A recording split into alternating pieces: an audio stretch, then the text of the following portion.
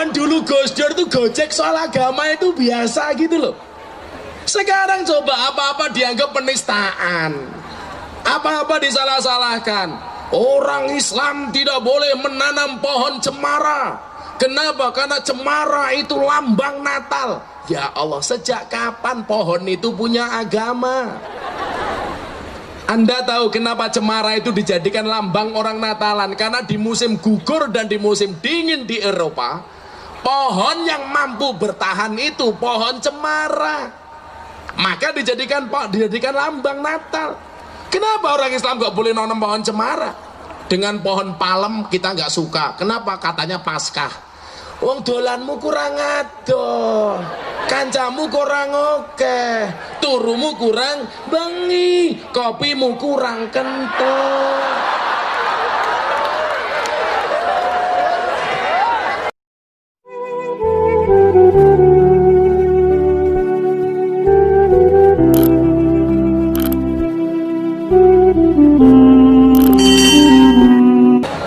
Assalamualaikum warahmatullahi wabarakatuh.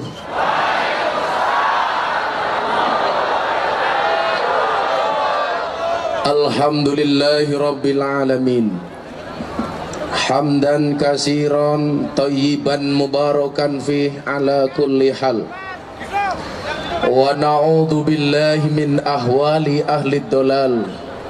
Wa nusalli wa nusallim wa nubarik wa nu'addim ala habibina wa syafi'ina wa nuri qulubina sayyidina wa maulana Muhammadin sayyidina wa maulana Muhammadin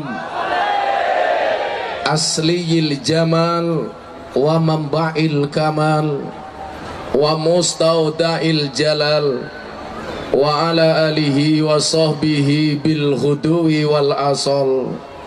Amma ba'du. Hadratal muhtaramin, para masyayikh, para alim, para kiai, para habaib, al-akhos, jajaran Suriah dan Tanfidiyah PCNO Kabupaten Semarang. Berikut banom-banomnya. Barangkali hadir sahabat Ansor Banser yang mengawal kita. Ada ibu-ibu muslimat, mbak-mbak fatayat. Apa bedanya muslimat dengan fatayat? Kalau fatayat itu baunya parfum, muslimat baunya balsem. Panitia penyelenggara malam hari ini yang menurut informasi disponsori oleh Rokok Sukun. Para pejabat yang hadir dalam semua tingkatannya adalah TNI Polri yang saya hormati, Bapak Ibu jamaah pengajian dan sarasean kebangsaan yang berbahagia. Konco-konco Banser lungguh mawon mboten napa-napa. Insyaallah aman. Undang-undangnya Banser niku namung siji, wani mati jangan sampai lapar, itu saja. Makanya panitia pengajian harus memperhatikan Banser. Saya itu cinta dengan Banser gara-gara Habib Lutfi pernah mengatakan, kalau saya besok masuk surga, dikasih tiket surga oleh Allah, anak-anak Banser belum ada di dalamnya, maka saya akan keluar dari surga dan tiket surga saya akan saya berikan kepada anak-anak Banser. Makanya saya yakin Banser masuk surga. Kok ada Banser nggak masuk surga itu ada sebabnya. Pas kiai ini ngaji, Banser ini mburi panggung nguyuh ora cewek. Bapak Ibu rahimakumullah, seminggu terakhir ini saya banyak dibully gara-gara dalam sebuah YouTube di channelnya Deddy Corbuzier, saya ditanya oleh Deddy Corbuzier, apa pandangan Gus Miftah terhadap pihak-pihak yang pengen menegakkan sistem khilafah di Indonesia? Apa pendapat Gus Miftah terhadap cangkeme sopo kae? Apa pendapat Gus Miftah terhadap pihak-pihak yang memaksakan untuk menegakkan syariat Islam di Indonesia? Maka saat itu saya mengatakan, memang benar Indonesia bukan negara yang bersyariat Islam, tetapi Indonesia sudah sangat Islami. Sudah sangat Islami. Kemudian saya ditanya apa pendapat Gus Miftah dengan khilafah. Saya sampaikan, Pancasila itu ideologi yang sudah tidak bisa diotak-atik lagi. Pancasila tidak bisa diotak-atik dan NKRI harga mati. Maka saya bilang, coba kalau kita lihat yang membuat mereka marah itu begini, Kiai. Gara-gara saya mengatakan khilafah itu sistem yang gagal. Bagaimana tidak gagal? Khalifah sekelas Utsman dan Ali saja itu mati terbunuh. Padahal waktu itu kondisi umat Islam sangat kondusif. Khalifahnya bisa terbunuh. Coba Anda bayangkan, kalau sistem khilafah itu sekarang digunakan di Indonesia, jangankan sistem khilafah, dengan sistem demokrasi, pemilihan presiden melalui calon presiden saja ada orang jihad ke Jakarta. Katanya jihad membela calon presiden. 27 Juni tetangga saya 10 orang berangkat ke Jakarta. Saya tanya, ngapain kamu ke Jakarta? Mau jihad, Kiai. Membela apa? Prabowo. Saya tidak urusan dengan namanya, tapi ini aneh, jihad kok membela manusia, membela capres. Maka saya guyoni, bro, kalau kamu jihad membela Allah, mati kamu masuk surga. Tapi kalau kamu jihad membela Prabowo, mati masuk Gerindra.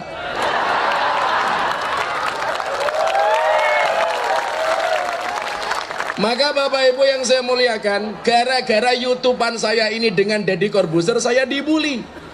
Puncaknya kemarin ketika saya diundang pengajian di Gubernur DKI Jakarta, Mas Anies Baswedan. Saya bilang, Balai Kota harus bebas dari HTI. Balai Kota harus bebas dari isu-isu khilafah. Maka saya datang, dibully lagi, Pak. Katanya apa? Yang setuju dengan saya dianggap ini benar-benar memerang melawan HTI. Yang tidak setuju dengan saya sebaliknya. Malah katanya ada isu Gus Miftah mau jadi wakil gubernur di DKI Jakarta. Saya bilang saya nggak butuh dari pejabat. Saya ditawari jadi Bupati Sleman, saya tolak. Kenapa? Lebih enak jadi kiai, iso ngonek-ngonek ke bupati, tak kandani. Maka Bapak Ibu rahimakumullah, ada pejabat di sini? Oh banyak. Ada DPR di sini? Ada. Pokoknya DPR gelem angkat ngaji, insya Allah selamat. Tapi kan kadang-kadang kita lihat calon DPR itu baik sama kita ketika mau pencalekan tok. Biasanya itu yang saya sampaikan di Jogja. Kalau di Semarang insya Allah, jangan bilang sama, insya Allah lebih parah. Saya kan kasihan sama kiai-kiai kita itu, kalau mau pencalekan laris disowani sama caleg. Begitu calegnya jadi, hilang seperti uka-uka. Maka saya bilang, lama-lama kiai itu dianggap seperti dong salam, seperti daun salam dan laos. Apa itu? Kalau masak sayur dicari pertama kali, sayurnya matang dibuang pertama kali. Sungguh terwelu. Maka saya pesan ya Bapak Bupati, Bapak DPR, begitu Anda dilantik, satu kaki di surga, satu kaki di neraka. Begitu Anda dilantik, semuanya diawasi sama KPK dan BPK. Hati-hati, saya selalu ingatkan, hewan yang makan tanaman di kebun itu namanya bajing. Tapi hewan yang makan uangnya rakyat di gedung DPR namanya bajing. Oh, banter banget Pak. Semoga-moga DPR Semarang selamat kabeh. Tapi yang membuat malu secara nasional juga calon dari Semarang. Amplop 20.080 kardus itu dapilnya Semarang, tangkap sama KPK. Maka saya bilang pengajian di Hongkong sama teman-teman TKI, saya malu suara rakyat 5 tahun hanya dihargai 20.000. Padahal mohon maaf sama Pak Kiai, Saya itu pengajian di lokalisasi Sarkem. WTS paling murah itu 200.000. Suara rakyat 5 tahun 20.000. Lonte 1 jam 200.000. Berarti suara rakyat kalah dengan suara cangkeme. Makanya kalau ada pilihan apapun ingatlah ar-rosi wal murtasi finnar. Sing nyogok karo sing disogok podo-podo ning neraka. Ayo ibu-ibu ungaran saya tanya, Anda pilih mana, nyogok apa disogok?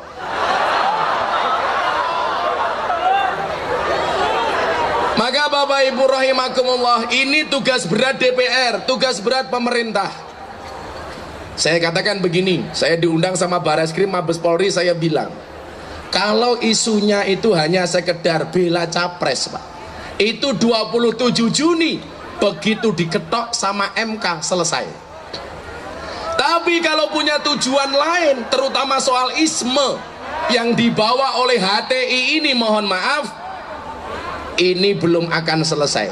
Makanya coba Anda lihat, Pak Prabowo sudah ketemu dengan Pak Jokowi, Pak Prabowo sudah rekonsiliasi dengan Bu Megawati, tetapi pendukungnya nggak mau terima.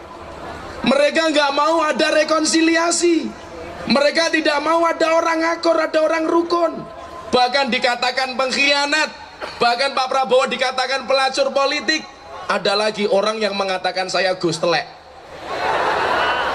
Dia membuat video, Pak Prabowo nggak boleh ketemu dengan Jokowi, nggak boleh rujuk, nggak boleh rekonsiliasi. Saya jawab, cangkemmu nur.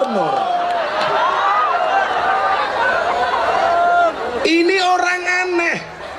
Apakah kalian tidak ingat saya bilang, la tadkhulunal jannata hatta tu'minu wa la tu'minuna hatta tahabu. Sekali-kali kamu tidak akan masuk surga sampai kopinya datang.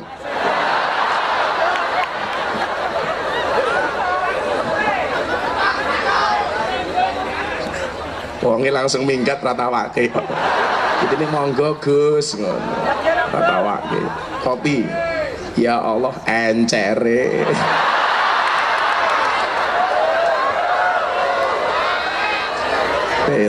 Kere. Sponsore Sukun reso gawe kopi kental.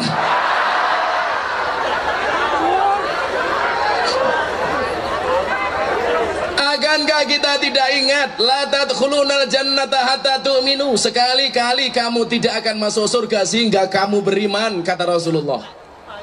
Dan syaratnya apa? Wala tu'minuna hatta tahabu.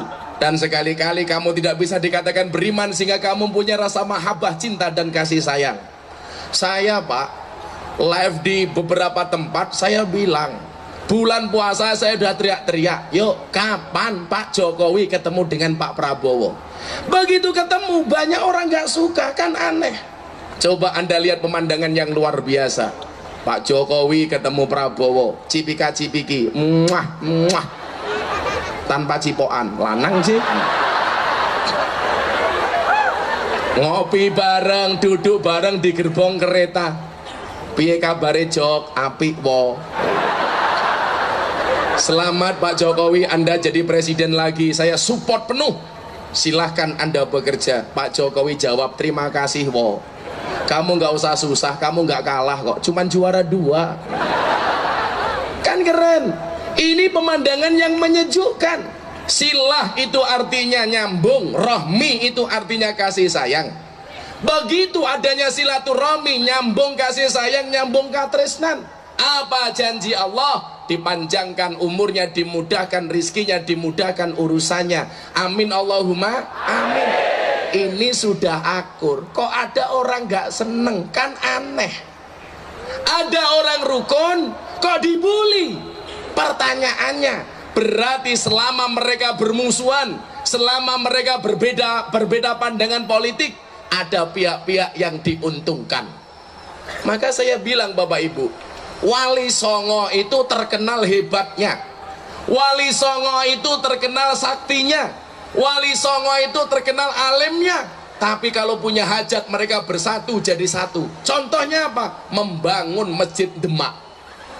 Kalau seandainya Masjid Demak itu dibangun sama Kanjeng Sunan Kalijogo tok, pasti jadi. Tapi ternyata punya hajat yang besar. Mereka bersama, mereka bersatu, akhirnya mewujudkan pembangunan Masjid Demak. Lah lucunya orang sekarang, saktinya nggak seperti Wali Songo, hebatnya nggak seperti Wali Songo, alimnya tidak seperti Wali Songo.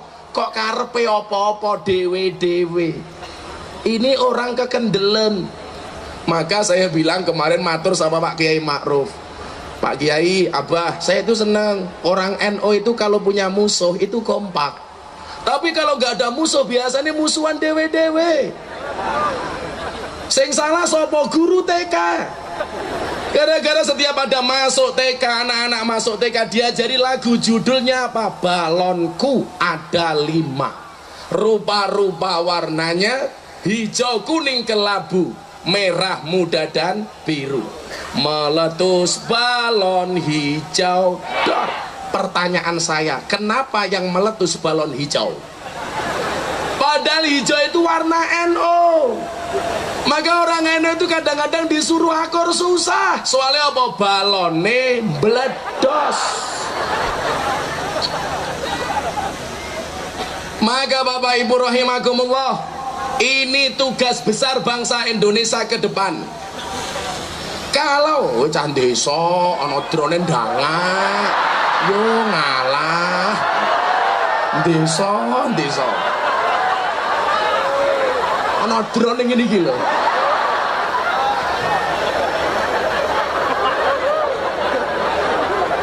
Kurang gaul lho. Sallu ala Nabi Muhammad. Tugas kita apa? Kalau ini memang mereka memperjuangkan isme, coba Pak dilihat, nyuwun sewu, banyak BUMN di Jakarta, badan usaha milik negara. Ketika mereka membuat kajian, justru yang diundang itu orang Wahabi Salafi, Pak.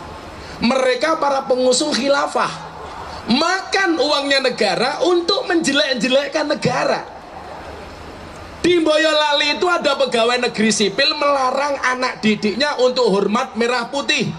Katanya apa? Tauhid. Makan uang negara, nggak mau hormat dengan negara, kan bajingan. Ini aneh. Maka kalau isunya soal isme, seharusnya pemerintah harus lebih tegas. Coba kita lihat di Turki, pengusung khilafah, pengusung Hizbut Tahrir ditangkap sama Erdogan. Di Malaysia, tokohnya HT Hizbut Tahrir ditangkap sama pemerintah. Maka saya bilang, negara yang paling leluasa membiarkan HTI berkeliaran itu hanya di Indonesia. Organisasinya bubar, tapi ismenya ini masih berkembang. Maka walaupun capresnya sudah selesai, hari ini saya membaca berita begini, PA 212, PA apa toh? Presidium 212 mengatakan apa? Imam kami bukan Prabowo, tapi imam kami di Mekah. Iki yo ngono meneh, lunga-lunga dhewe mulih ngrepoti negara. Karepmu ki apa to, bro? Tuman. Wong lunga-lunga dhewe kok mulih kon balekke iki lho. Senengane kok gawe repot. Kalau ini isme, ini akan panjang. Ini akan panjang. Dan perjuangan kita belum selesai. Maka disinilah kenapa kemudian Ahlus Sunnah wal Jamaah An-Nahdiyah itu menjadi sasaran tembak oleh mereka. Maka lah jenengan persani, jenengan lihat, tiap hari saya dibully sama minhum sama mereka. Tapi saya katakan, kalau soal Baladul Amin dalam konsep ideologi Pancasila, dalam konsep NKRI, saya siap mati untuk mempertahankan Indonesia. Tujuannya kan ngene loh, Cah. Iki piye carane pemilu dianggap curang, dianggap gagal. Maka coba kamu lihat, ada orang yang sumpah mubahalah, nggawa Al-Quran, ndase ditutupi karo Al-Quran, bersumpah. Ki wong pekok meneh, mubahalah kuwi ana syarat dan rukune. Wong mubahalah kok bengok-bengok dhewe ning ngisor Al-Quran. Sing jenenge mubahalah itu ada yang menuduh, ada yang tertuduh. menyepakati bersumpah. Saya bersumpah kamu salah, yang satu saya bersumpah saya tidak salah. Kalau saya bersalah saya akan dilaknat. Itu namanya sumpah mubahalah. Sumpah mubahalah kok bengok-bengok dewe. Kuwi iki sumpah mubahalah apa latihan debus? Saya bersumpah KPU curang, Presiden curang, Bawaslu curang, Lonte curang. Kabeh mau curang-curang ke. Tujuannya apa? Pengen mengatakan demokrasi Pancasila itu gagal. Dan pada akhirnya apa? Waktunya Indonesia diganti dengan sistem khilafah. Maka coba di mana-mana Anda lihat, mereka tidak bisa menghargai founding fathers, para pendiri bangsa, pahlawan-pahlawan kemerdekaan, yang tidak hanya meneteskan cucuran air mata dan keringat, bahkan nyawa dipertaruhkan untuk menegakkan bangsa Indonesia. Mohon maaf, kowe iki mau ngapal hadis telu lho, wani ngoneke Pancasila ra cocok karo Indonesia. Anda harus tahu, Pancasila itu produknya kiai. Salah satu yang mengizinkan Pancasila sebagai ideologi negara siapa? Hadratus Syekh Hasyim Asy'ari. Anda jangan main-main dengan panggilan Syekh. Orang dulu itu dipanggil Syekh karena ahli ilmu. Contoh, Syekh Nawawi Al-Bantani, Syekh Ahmad Khalil Al-Bangkalani, Syekh Soleh Darat As-Samarongi. Kenapa mereka dipanggil Syekh? Ada klasifikasinya. Mbah Ahmad Khalil dipanggil Syekh kenapa? Ahli kitab Nahwu. Yang pertama kali membawa jurumiyah ke pesantren adalah Mbah Ahmad Khalil. Kenapa disebut Al-Bangkalan? Karena tinggalnya di Bangkalan. Syekh Soleh Darat As-Samarongi, siapa yang pernah nyantri di sana? Mbah Hasyim Asy'ari Muda, Muhammad Darwis alias Ahmad Dahlan, termasuk Raden Ajeng Kartini, itu nyantri di Mbah Soleh Darat. Kenapa dipanggil Syekh? Orang yang pertama kali nulis Arab menjadi Jawa yang kita sebut pegon pertama kali adalah Mbah Soleh Darat As-Samarongi. Raden Ajeng Kartini cerdas karena Mbah Soleh Darat.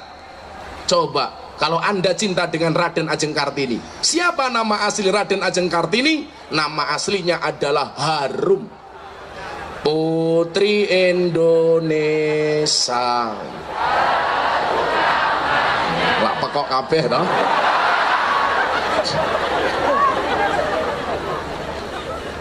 Dipanggil Syekh karena ahli ilmu tertentu. Syekh Nawawi Al-Bantani, coba buyutnya Kiai Ma'ruf Amin Al-Bantani, dipanggil Syekh, ahli kitab kuning. Orang sekarang gak jelas apa ahlinya dipanggil Syekh. Contohnya Syekh Puji cangkemmu.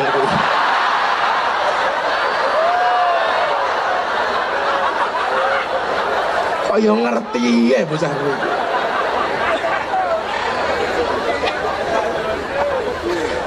Syekh Puji itu ahli apa ya? Malah ahli kimcil gitu. Raja toh bocah ini. Apalagi ketika kita berbicara Mbah Hasyim Asy'ari, beliau tidak hanya sekedar syekh, tapi apa? Hadratus Syekh. Yang menurut literasi yang saya baca di Indonesia itu hanya ada dua. Yang satu perempuan, namanya Hadratus Syekhah Fatimah binti Maimun. Yang kedua adalah Hadratus Syekh Hasyim Asy'ari. Kenapa beliau dipanggil Hadratus Syekh? Kutubus Sittah dari Bukhari, Muslim, Nasai, Abu Dawud, Tirmidzi hafal. Ratusan ribu hadis hafal. Dan Mbah Hasyim Asy'ari mengizinkan Pancasila sebagai ideologi negara. Ini sekarang wong baru ngaji anyaran sudah mulai teriak-teriak Pancasila tidak cocok dengan Indonesia, harus diganti dengan sistem khilafah. Di mana-mana teriak takbir, Allahu Akbar. Apa rumangsane sing iso takbir mung cangkemmu tok? Aku yo iso. Maka kalau ada orang teriak takbir, Allahu Akbar, langsung kamu jawab sami Allahu liman hamidah. Mengkonya wong salat. Ngono ki sopirku jawab Rabbana walakal hamd.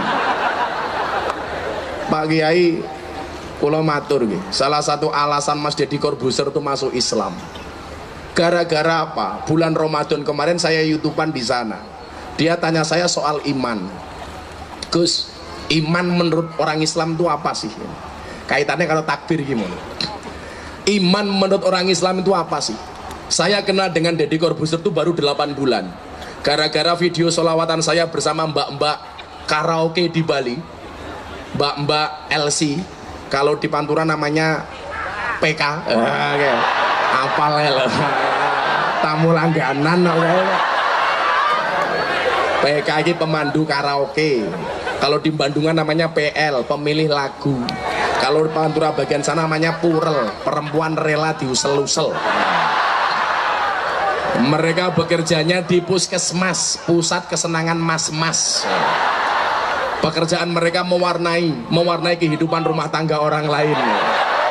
Yang dilakukan apa? Karaoke, katok rock dibuka, oke. Aku apal. Oh, gaweane moro sih.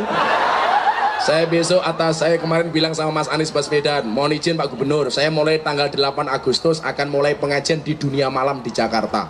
Saya diizinkan sama satu kafe paling besar se-Indonesia. LCPL-nya, PK-nya itu ada 1000 orang. Semuanya pakaiannya modelnya SMS. Silite metu seditik. Wow. Subhanallah. Saya ngaji le, ayu-ayu beda ning kene lanang-lanang. Kok iki mau bahas lonte apa tuh gimana? Deddy Corbuzier. Gara-gara apa Kiai?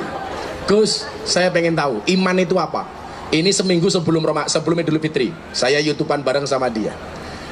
Akhirnya jawaban saya itu tidak muluk-muluk kok. Saya hanya menggunakan referensi kitab Jawahirul Kalamiyah. Di situ kan ada pertanyaan begini di dalam kitab Jawahir itu. Mahwal iman ijmalan.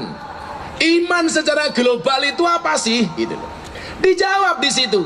Huwa anna taqida annallaha ta'ala Allah subhanahu wa ta'ala mausufun bijami'i sifatil kamali wa munazzahun bijami'i sifatin nuksoni.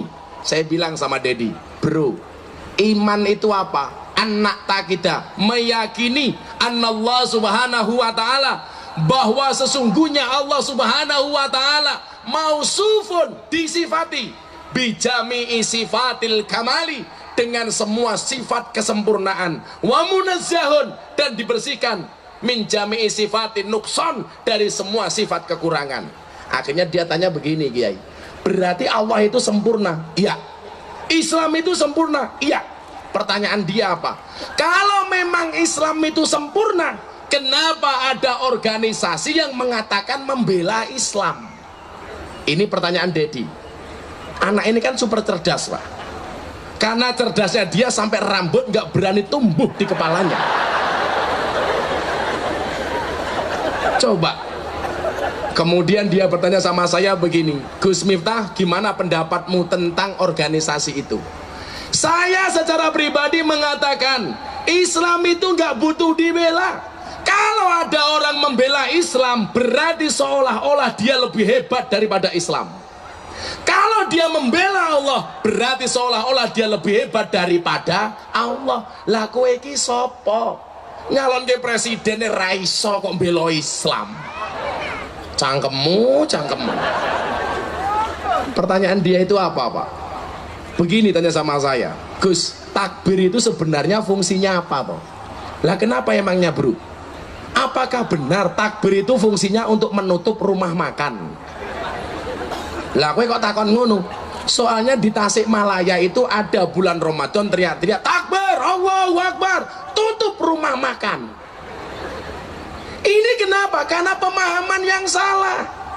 Maka saya bilang, salah satu penyebab rusaknya negara itu apa? Semangat Islamnya tinggi, tetapi tidak didukung dengan ilmu yang mumpuni. Akhirnya yang terjadi apa? NKTA, nafsune kuda, tenagane ayam. Sok ya-iyaan. Pesantrennya mong pesantren kilat, santrinya jenenge santri petir alias geluduk. Sing jenenge gluduk iki sifate apa? Mribeni kuping, gludak gluduk, gludak gluduk. Ora gelem ngaji. Malah ngajine mung karo radio, kaya teng Solo niku mung ngrungokke radio. Kan bola-bali aku kondo, lah ana suara jenenge radio kuwi ana swara tanpa wujud. Sing ana swara tanpa wujud jenenge entut. Mila kok ngajine mung karo radio berarti gurune entut. Bola-bali kula sendiri Kiai.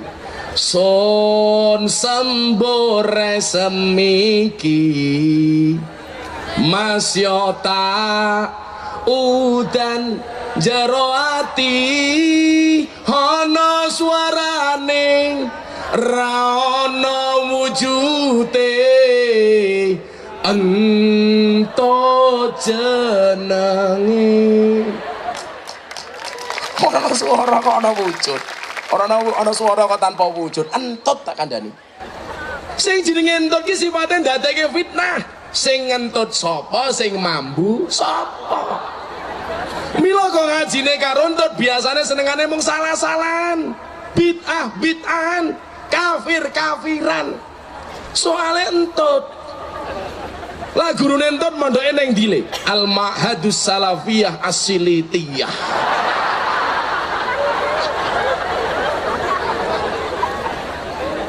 Ngono wis gawayane ra umum.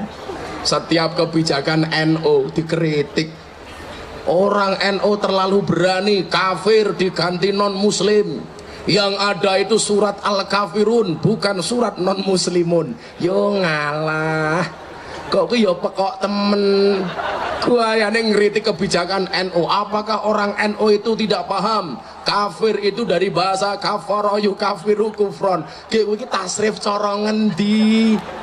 Kowe diguyu karo bocah-bocah santri NU Ibtidaiyah. Ora ana wazan kafara yukafiru kufron. Kalau menggunakan wazan fa'ala yafulu fa'lan itu seharusnya kafara yakfuru kufron fa huwa kafirun. Kalau ala wasni fa'ala yufa'ilu taf'ilan harusnya kafara yukafiru takfiron. Kok iso-isone kafara yukafiru kufron. Lah kowe ngajine mung tabayatu YouTubean. Akhirnya goblokmu kanayaku konangan. Utekmu madayamu dumodot pisan. Yang terjadi kafaro yakfuru kampret-kampretan. Karena apa? Semangat Islamnya tinggi, tetapi tidak didukung dengan ilmu yang mumpuni. Mau nyala-nyala ketok. Dungo perang Badar dipakai pilpres. Ya Allah, menangkanlah calon kami. Karena kalau calon kami kalah, saya khawatir tidak ada yang menyembahmu ya Allah. Saya kita takon, no, calonmu kalah. Pertanyaanku, kue nyembah sopo? No, nyembah sopo kue? Tapi gara-gara donga niki kula terinspirasi, kula mangkat ngaji teng Busan Korea Selatan ana pramugari wayu. Aku ndonga, ya Allah, jadikanlah pramugari ini istriku ya Allah.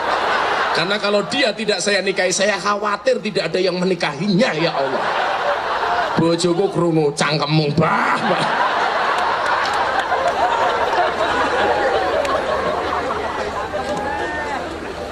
Ingat, persoalannya masalah isme ini akan masih panjang.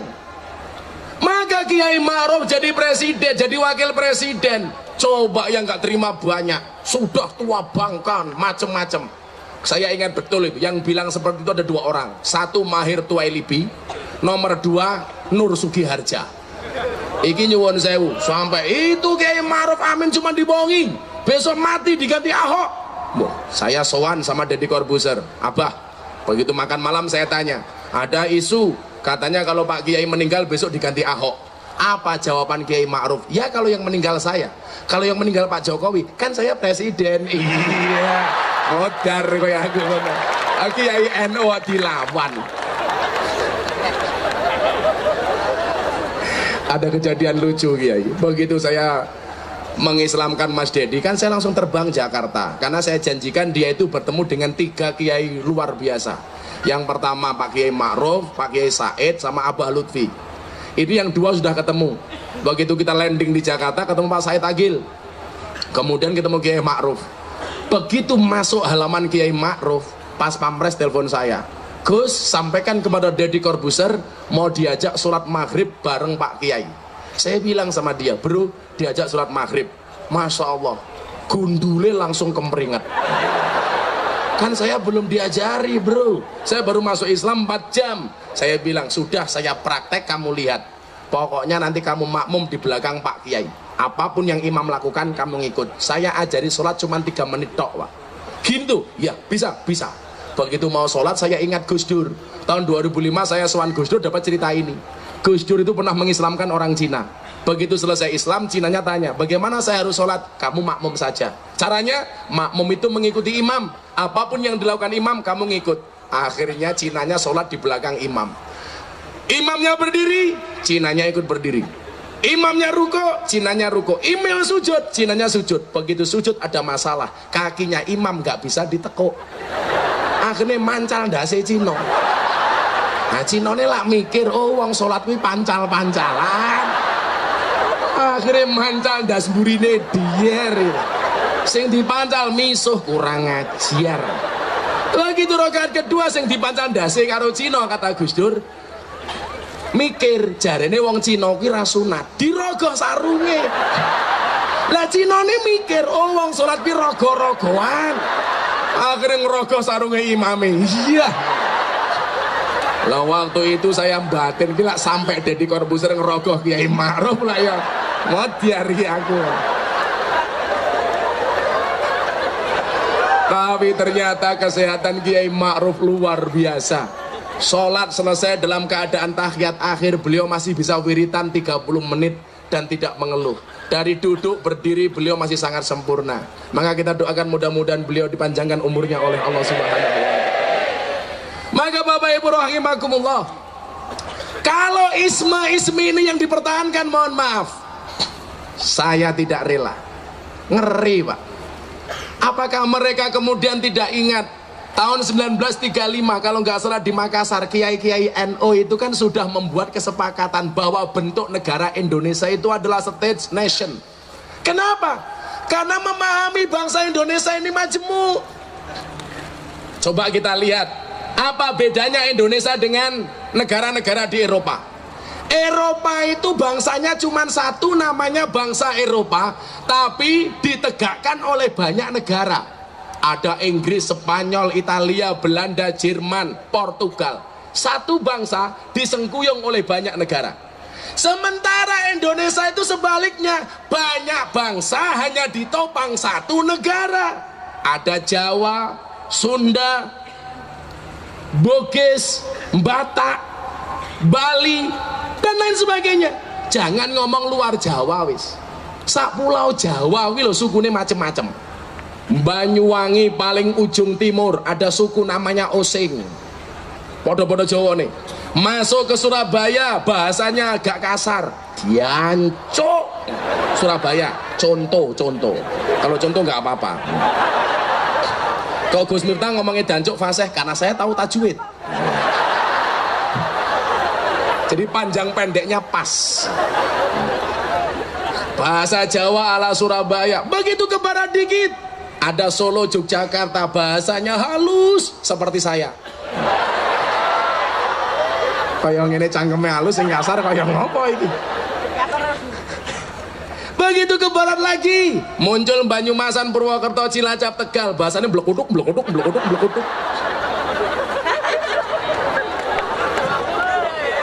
Almarhum Ki Entus itu setiap sebulan sekali datang ke pondok saya ngaji kitab Hikam Ibnu Athaillah As-Sakandari. Jadi kalau saya ngomong ngapak itu agak fasih. Pertama kali saya ngaji di rumahnya Entus tahun 2007, ditawari ngerokok. Kan dia ngerokoknya kayak Abah Lutfi, kenceng gak berhenti-berhenti. Ini ada orangnya Entus masuk kamar saya didodok, Gus, beriki, isuk-isuk ngobori cocot. Ya Allah. Jadi bahasa ngapak yang ngerokok itu ngobori cocot. Menggopak ngobori cocok Pak.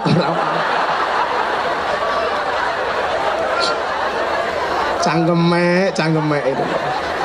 Ya, Abah Lutfi, Mas Entus, almarhum itu kan ngerokoknya luar biasa. Saya itu aneh, dari kecil saya jadi orang NU, bapak saya ngerokoknya kenceng, mas-mas saya ngerokoknya kenceng, saya nggak pernah ngerokok ya. Padahal saya sangat membela orang yang merokok. Muhammadiyah sama NU itu masuknya surga duluan NU, Pak. Karena imannya orang NU lebih kuat daripada Muhammadiyah. Karena orang NU berani merokok, orang Muhammadiyah nggak berani merokok. Orang Muhammadiyah itu nggak berani merokok karena imannya tipis, takut dengan peringatan pemerintah, rokok itu membunuhmu, maka dia diharamkan. Kalau orang NU nggak percaya yang membunuh itu bukan rokok tapi malaikat Israel. Makanya orang NU masuknya surga duluan karena imannya kuat. Tapi kamu jangan menyalahkan orang Muhammadiyah. Orang Muhammadiyah itu nggak berani merokok karena memang peringatan bahaya merokok hanya ditujukan untuk orang Muhammadiyah. Buktinya apa? Peringatan pemerintah, rokok itu membunuhmu, bukan membunuhnu.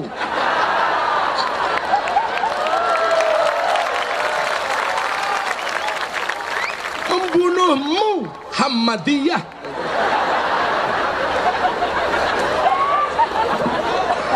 Ang NU ngerokok yang duwe dalil. Apa dalilnya? Ni'matul udud ba'da dahar.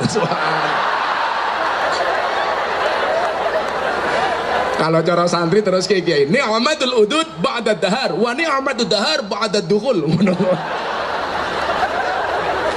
Saya ora tau ngaji radong kuwi kata. Insyaallah. Saya itu gimana ya? Karena dulu abah saya pesen, "Le, kowe langsung dadi kiai aja sampai ngerepoti jamaah. Abah ki ngerokok menyesal, kamu jangan merokok." Lah itu saya terngiang-ngiang, malah santriku ngerokok kabeh. Malah kadang-kadang pujian ning masjid, sing sapa wonge bar mangan orang rokok padha karo wongi sing ora cewek. Ya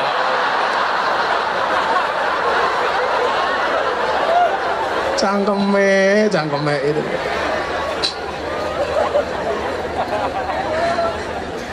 Yang salah ki pom bensin kok lho. Gara-gara mlebu pom bensin ana tulisan NO smoking. Orang Muhammadiyah itu kan gak konsisten ya. Teman saya wali kota Jogja itu kan Muhammadiyah, tapi ngerokok. Haryadi Suyuti. Saya bilang, kamu katanya Muhammadiyah, kenapa kamu ngerokok? Jawabannya apa Pak Kiai? Saya memang Muhammadiyah Gus, tapi saya ngerokok. Kenapa? Walaupun saya orang Muhammadiyah, soal rokok saya ikut orang NU. Tapi insya Allah orang-orang yang merokok ini akan sangat ditakuti oleh anjing dan maling. Kenapa? Mergo watu orang mandek tak kan.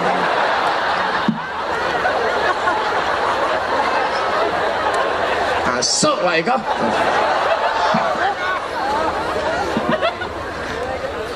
Dan rokok di Indonesia itu yang menggunakan bahasa Quran itu cuman rokok ini, sukun.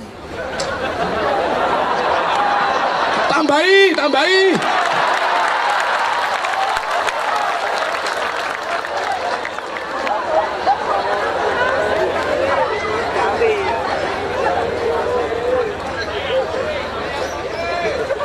Santai saja, nggak usah ditambahin, nggak apa-apa. Ada yang mulai cangkemnya udunan.